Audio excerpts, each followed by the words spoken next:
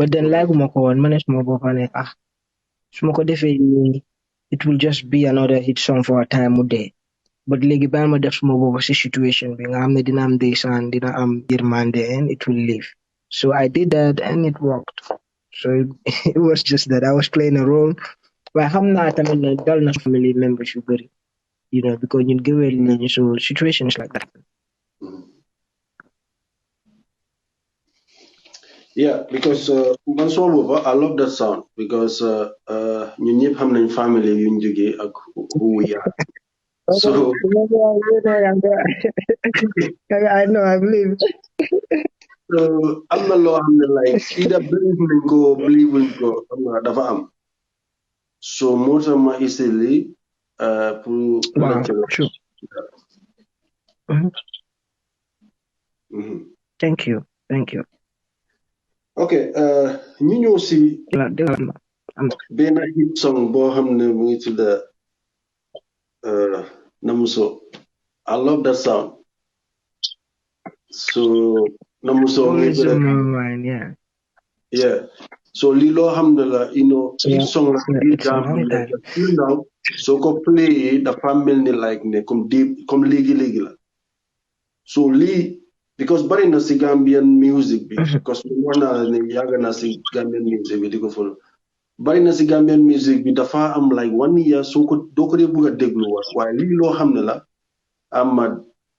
ba léegi soo ko play da ngaa foog ne tey la so T-Small ban façon work la dee def. Of naa suma songs yi bari nañ de ñu mel noonu. Continue sa correction. T-Small ban wala foog naa de xaw a delay, so sometimes we don't hear each other. dafa am management boo xam ne si lu ñu def rek dañ dee bëgg a mu gën a baax mu nekk international level.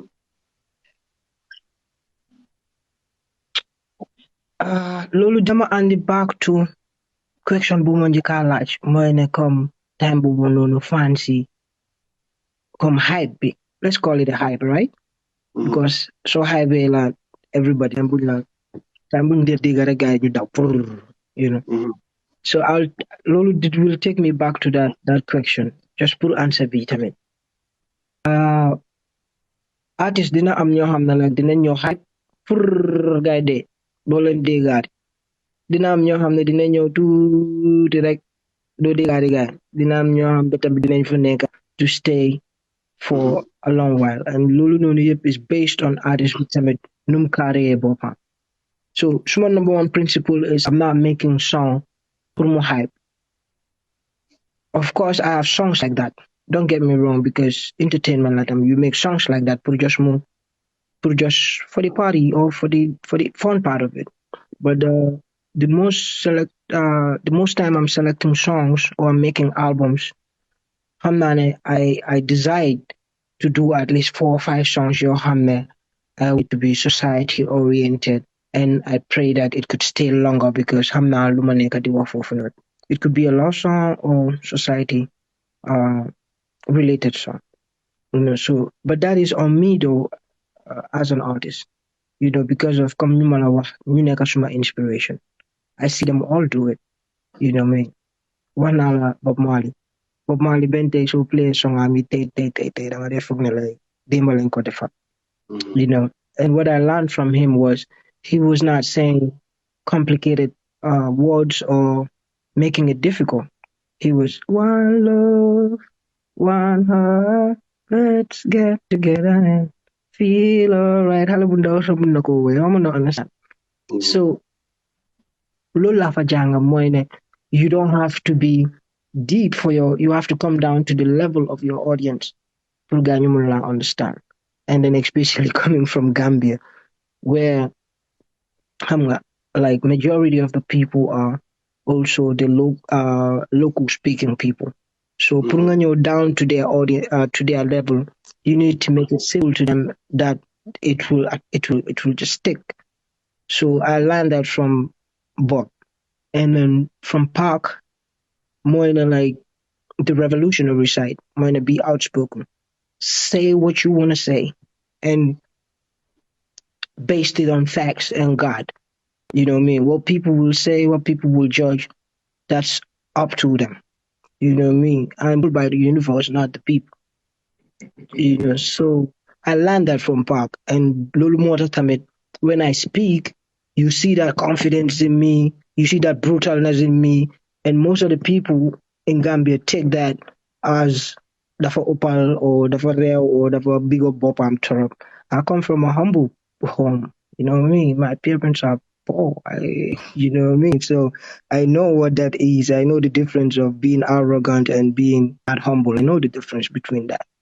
So I'm not gonna be that person. The fact that I'm from a poor home, but I am an artist, and a lot of people also rely on me for information.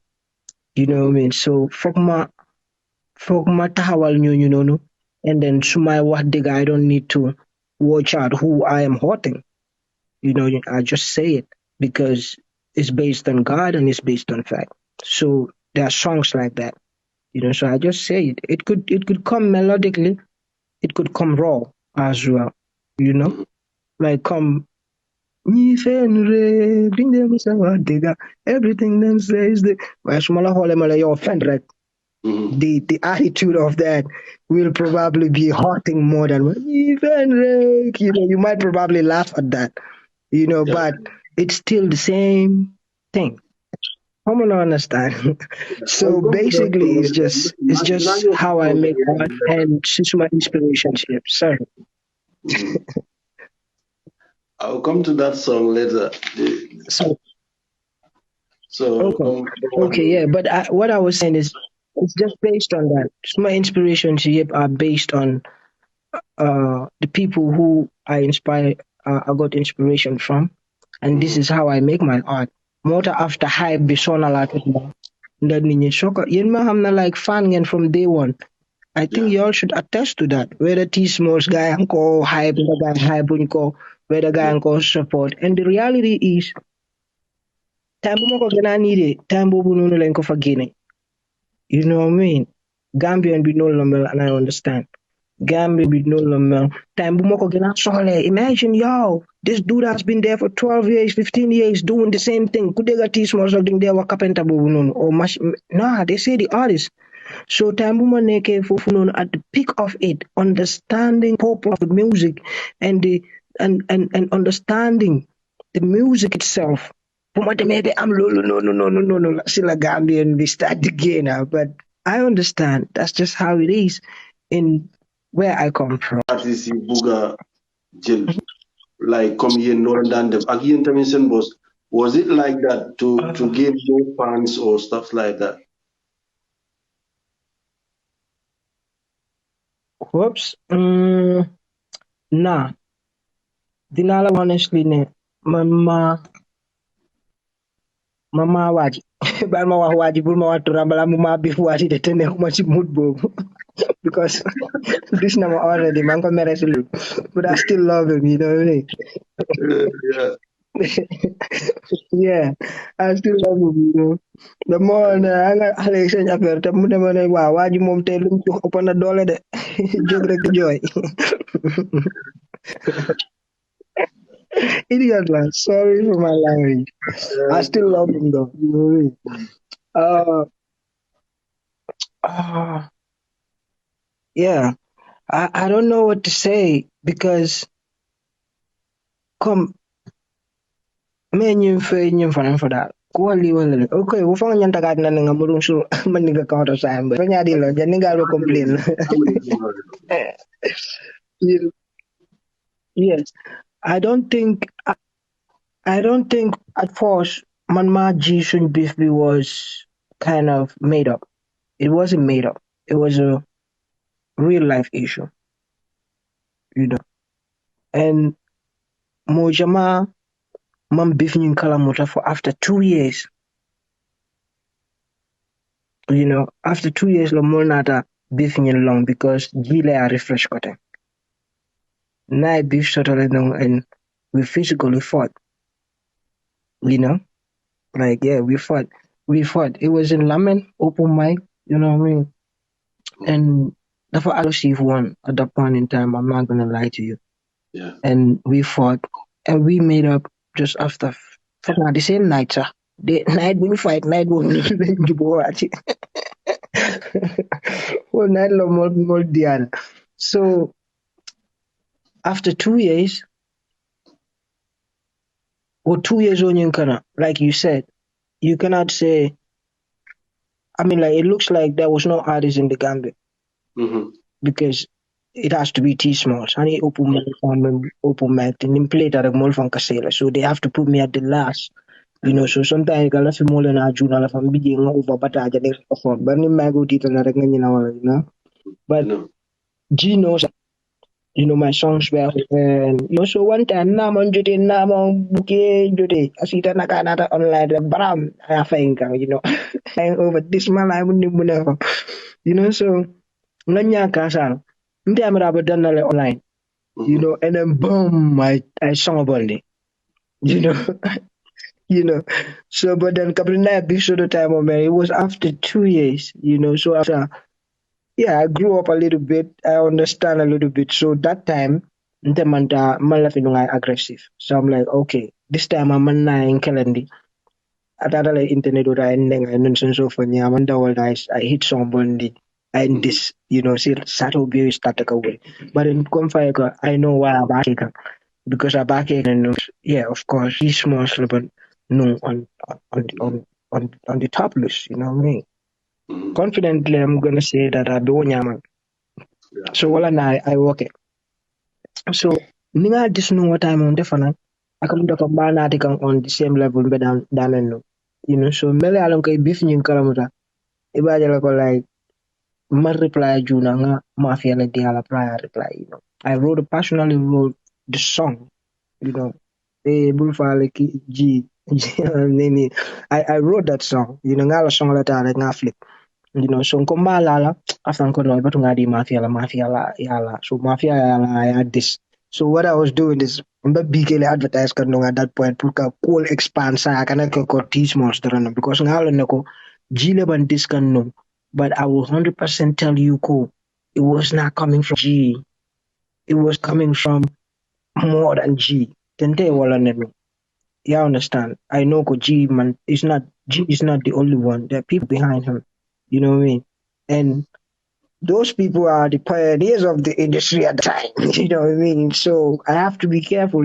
If I shot back the Pamas and Nakaria beti nyala no, you know what I mean? Because they got power more than me. So mfana hata nga lagi na karo ta very small. It's a very big. Bring the full of you know what I mean? So mafia come on it and Averroes expand. And then after another reply. You know. But Kafoko like didn't know ball attack. It could be, it could be, was a kinola. And but mojama wa mistake ang wala, you know, because beef better atale, you know, beef over better atale, but yeah, anyanta ka purpose sotola, anyanta ka reason sotola muna nalba ki kang.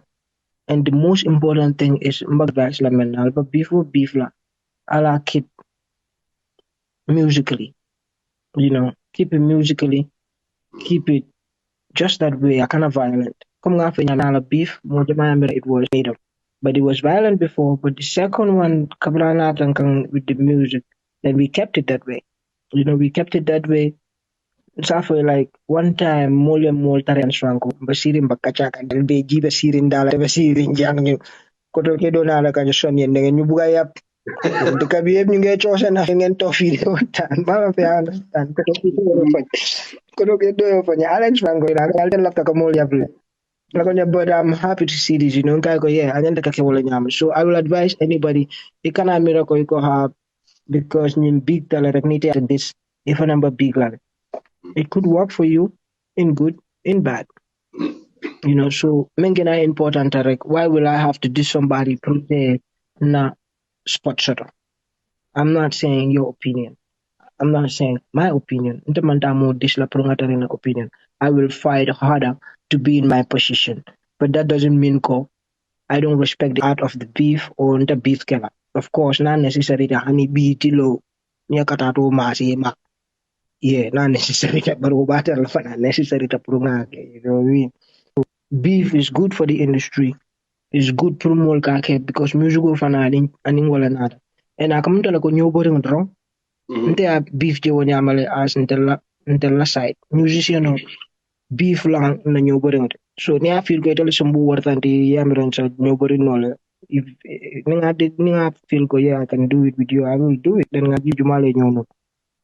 But I just let's keep it in the music, not I violence. So Mbamenjika right now in Gambia, it's becoming too much, and I think usually Antaka understand because that's not the direction. Because Abamenke Kangola Nyintako, people don't focus on the art, they only focus on more beef and then yeah santo. So niyo okay for ita santo ni mul dali awal. Sa ita bumene kino na me alang ko yalo.